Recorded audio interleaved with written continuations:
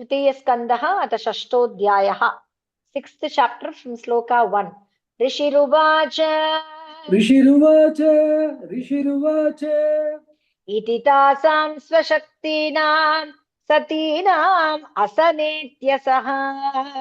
इति तासां स्वशक्तीनां सतीनाम् असमेत्यसः. इति तासां शक्तीनां सतीनाम् असमेत्यसः. प्रसुप्तलोकतन्त्राणां निशाम्य गतिमीश्वरः. प्रसुप्तलोकतन्त्राणां निशाम्य गतिमीश्वरः. प्रसुप्तलोकतन्त्राणां निशाम्य गतिमीश्वरः. ऋषिरुवाच इति तासां स्वशक्तीनां सतीनाम् असमेत्यसः. प्रसुप्तलोकतन्त्राणां निशाम्य गतिमीश्वरः. कालसंख्यां तदा देवीं बिभ्रच्छक्तिमुरुक्रमः.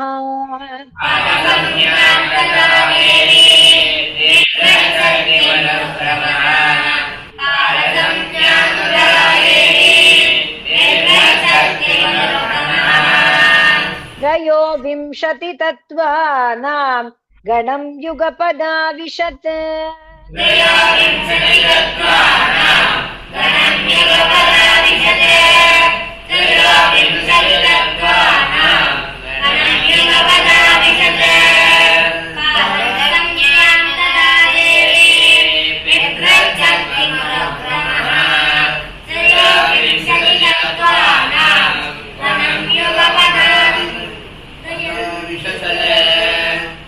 योऽनु प्रविष्टो भगवान् चेष्टारूपेण तं गणम्. सोऽनुप्रविष्टो भगवान् चेष्टारूपेण तं गणम्.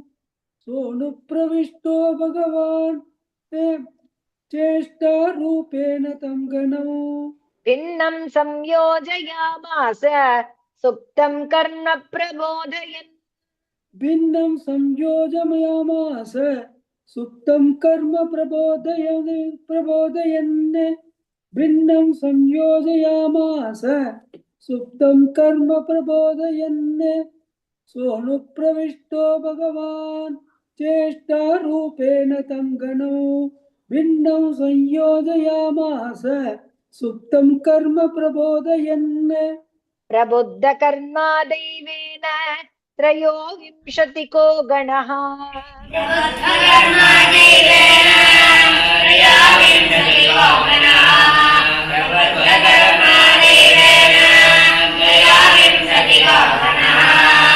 प्रेरितो जनयत् स्वाभिः मात्राभिरधिपूरुषम्.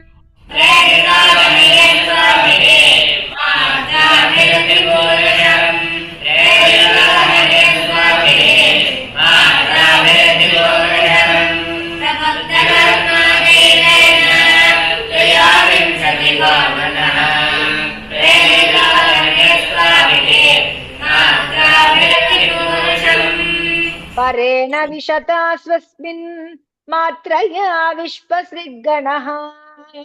परेण विशदा स्वस्मिन् मात्रया विश्वमृग्गणः. परेण विशदा स्वस्मिन् मात्रया विश्वसृग्गणः. चुक्षोभान्योन्यमासाद्य यस्मिन् लोकाश्चराचराः. चुक्षोभान्योन्यमासाद्य यस्मिन् लोकाश्चराचराः. चुक्षोभान्योन्यमासाद्य यस्मिन् लोकाश्चराचराः.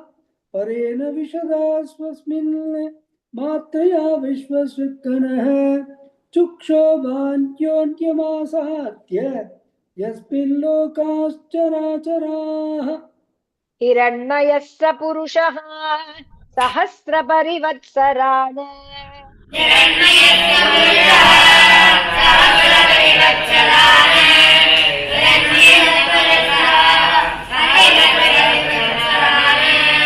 आण्डकोश उवासाप्सु सर्वसत्त्वोपबृंहितः.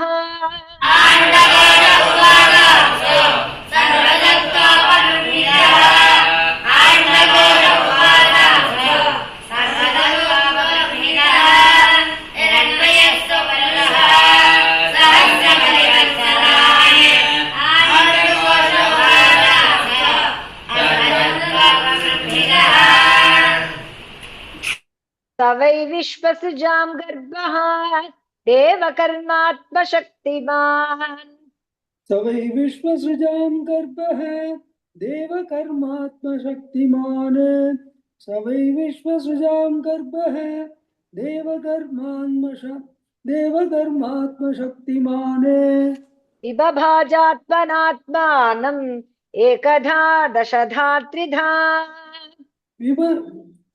विबभाजात्मनात्मानम् एकदा दशदा त्रिधा विबभाजात्मनात्मानम् एकदा दशदा त्रिधा स वै विश्वसृजां गर्भ देवकर्मात्मशक्तिमान् विबभाजात्मनात्मानम् एकदा दशदा त्रिधा एष हि अशेषसत्त्वानाम् आत्मांशः परमात्मनः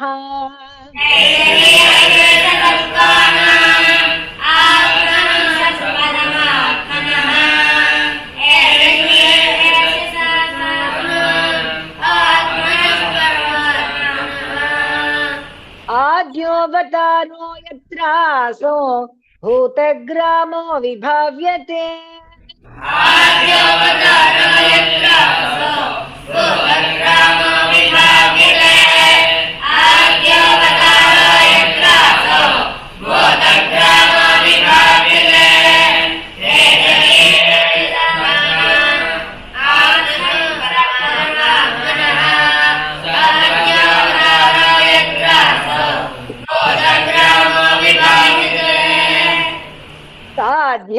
साध्यात्मसाधिदैवश्च साधिभूत इति त्रिधा साध्यात्मसाधिदैवश्च साधिभूत इति त्रिधा साध्यात्मसाधिदैवश्च साधिभूत इति त्रिधा विराट् प्राणो दशविध एकधा हृदयेन च विराट् प्राणो दशविध एकधा हृदयेन च विराट् प्राणो दशविध एकधा हृदयेन च साध्यात्मसाधिदैवश्च साधिभूत इति त्रिधा विराट् प्राणो दशविध एकधा हृदयेन च स्मरन् विश्वसृजामीशः विज्ञापितमधोक्षजः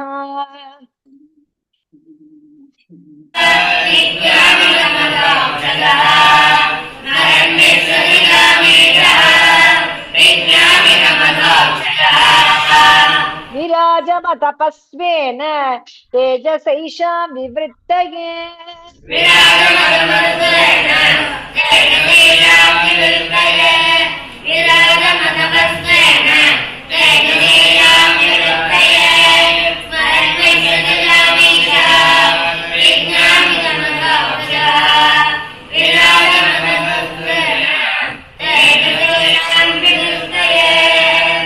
अत तस्याभितप्तस्य कतिशायतनानि च अदतप्याभितप्तस्य कदिचायतनानिः अदतप्याभितप्तस्य अत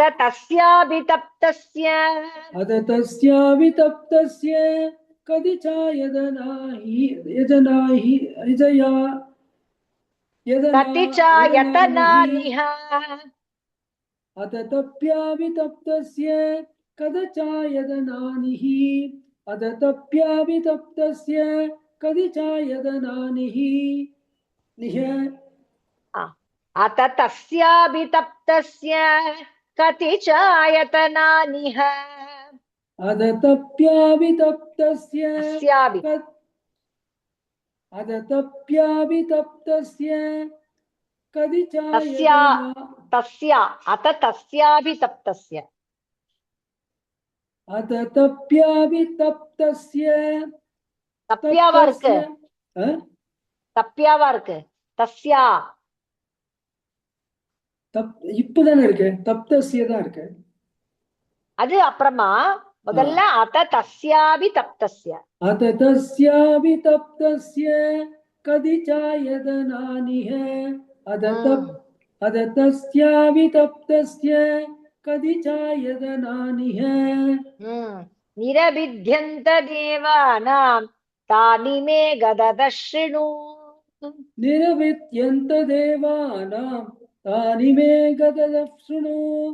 நிரவித்யந்த தேவானாம் தானி மே கதத ஷ்ருணு.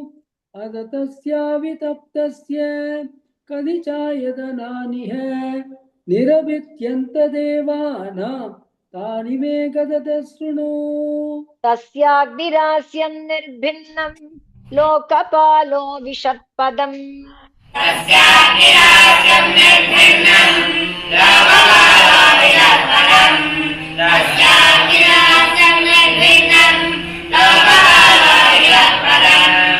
வாசா ஸ்வாம்சேன வக்தவ்யம் யயாசு பிரதிபத்யதே.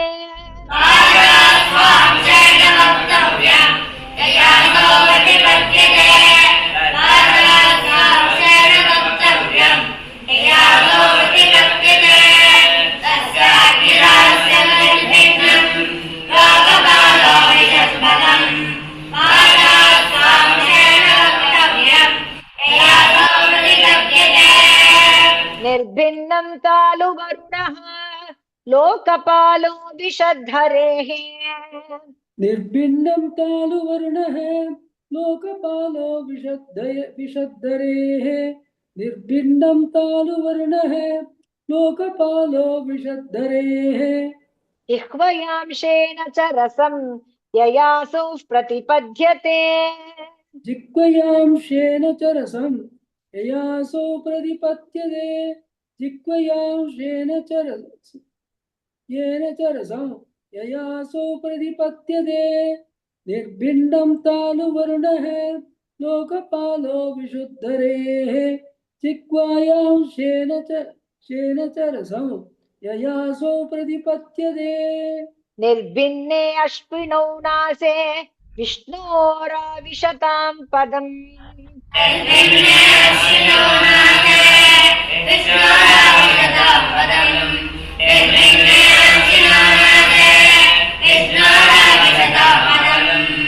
घ्राणेन अंशेन गन्धस्य प्रतिपत्तिर्यतो भवेत्.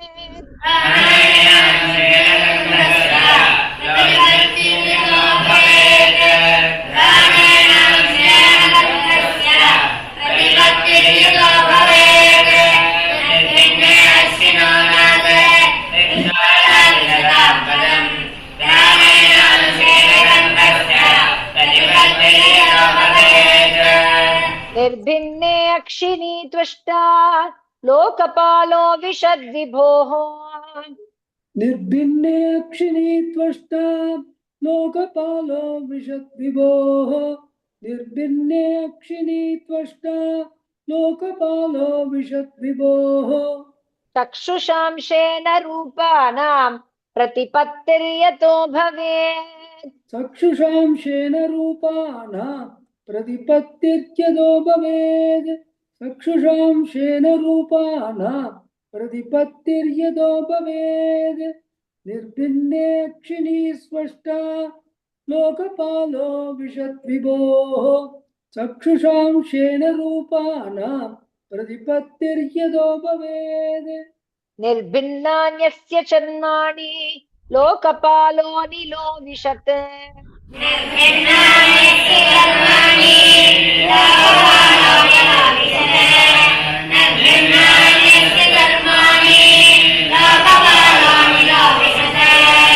प्राणेन अंशेन संस्पर्शम् येनासु प्रतिपद्यते.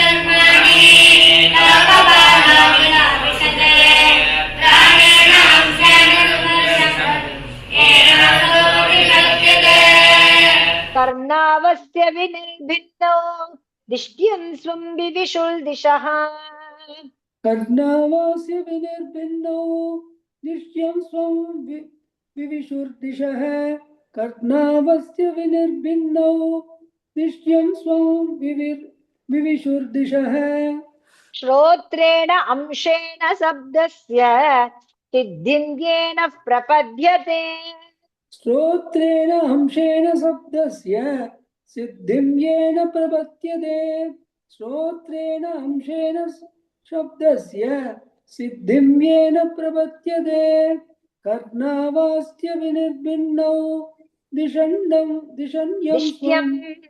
दिष्ट्यं स्वं दिष्ट्यं स्वं विविशुर्दिशः कर्णावास्य विनिर्भिन्नौ दिष्ट्यं स्वं विविशुर्दिशः श्रोत्रेण अंशेन शब्दस्य सिद्धिं येन प्रपद्यते त्वचमस्य विनिर्भिन्ना विविशुर्दिष्ट्यम् ओषधीः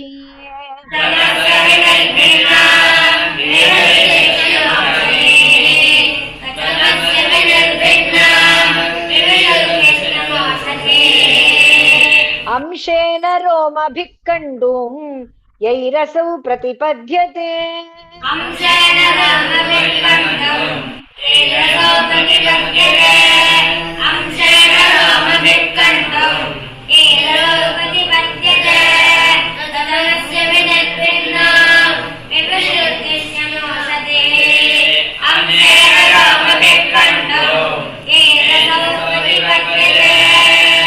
मेढ्रं तस्य विनिर्भिन्नं स्वदिष्ट्यं क उपाविशत् मेढ्रं तस्य विनिर्भिन्नौ स्वदिष्ट्यं क उपाविशते मेढ्रं तस्य विनिर्भिन्नौ स्वदिष्ट्यं क उपाविशते रेतसांशेन येनासौ आनन्दं प्रतिपद्यते वेदसांशेन एवासौ आनन्दं प्रतिपद्यते वेदसांशेन एनासौ आनन्दं प्रतिपद्यते मेढ्रं तस्य विनिर्भिन्नौ स्वदिष्ट्यं क उपाविशते वेदसांशेन एनासौ आनन्दं प्रतिपद्यते गुदं पुंसो विनिर्भिन्नं मित्रो लोकेश आविशत्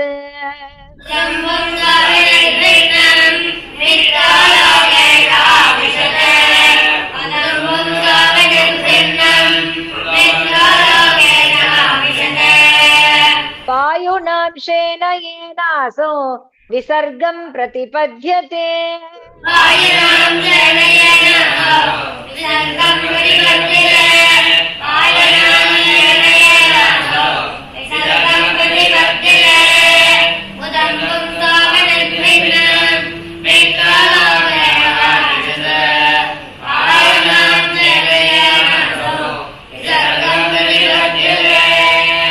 हस्तौ अस्य विनिर्भिन्नौ इन्द्रस्वर्पतिराविशत् अस्तौ अस्य अस्तौ अस्य विनिर्भिन्नौ हस्तौ अस्य विनिर्भिन्नौ इन्द्रस्वः पतिराविशत्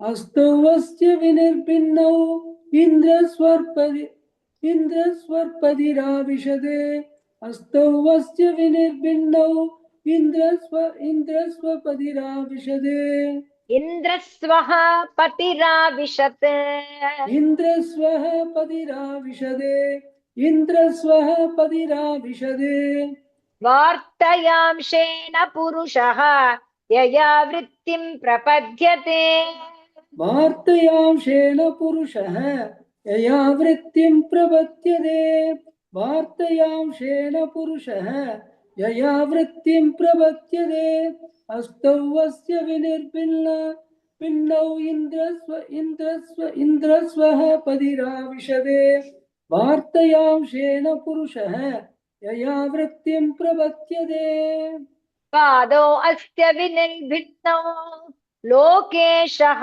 विष्णुराविशत्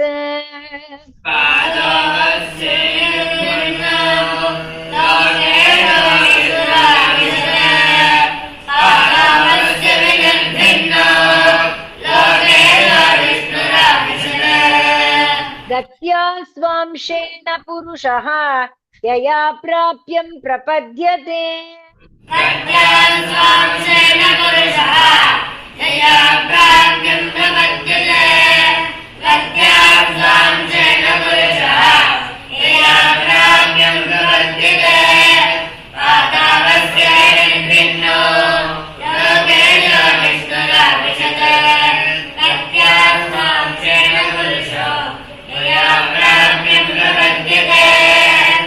बुद्धिं चास्य विनिर्भिन्ना वागीशोदिष्ट्यमाविशत् बुद्धिं चास्य विनिर्भिन्नां वागीशोद्दिष्ट्यमाविशदे बुद्धिं चास्य विनिर्भिन्नां वागीशोद्दिष्ट्यमाविशदे बोधेन अंशेन बोधव्य प्रतिपत्तिर्यतो भवेत् बोधेन अंशेन बोधव्य प्रतिपत्तिर्यतो भवदे बोधेन अंशेन बोधव्य प्रतिपत्तिर्यतो भवेद् बुद्धिं चास्य विनिर्भिन्ना वागीशोदिष्ट्यमाविशदे बोधेन अंशेन बोधव्य प्रतिपत्तिर्यतो भवेद् हृदयं चास्य निर्भिन्नं चन्द्रमादिष्ट्यमाविशत्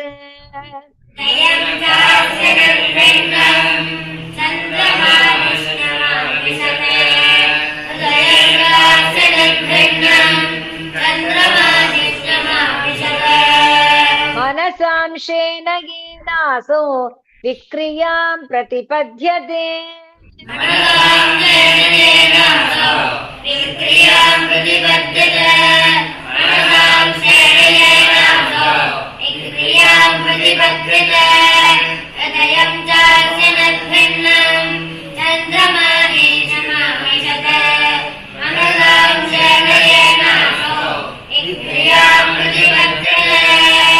आत्मानं चास्य निर्भिन्नम् अभिमानो विशत्पदम् आत्मानं चास्य निर्भिन्नौ अभिमानो विशत्पदम् आत्मानं चास्य निर्भिन्नौ अभिमानो विशत्पदम् कर्मणांशेन येनासो कर्तव्यं प्रतिपद्यते कर्मणांशेन येनासौ कर्तव्यं प्रतिपद्यते कर्मणांशेन येनासौ कर्तव्यं प्रतिपद्यते आत्मानं चास्य निर्भिन्नौ अभिमानो विशत्पदौ कर्मणांशेन येनासौ कर्तव्यं प्रतिपद्यते श्रीहरये नमः श्रीहरये नमः श्रीहरये नमः गोपिका जीवनस्मरणं गोविंद गोविंद ऋषिकेश सद्गुरु महाराज की जय राधे कृष्ण राधे कृष्ण।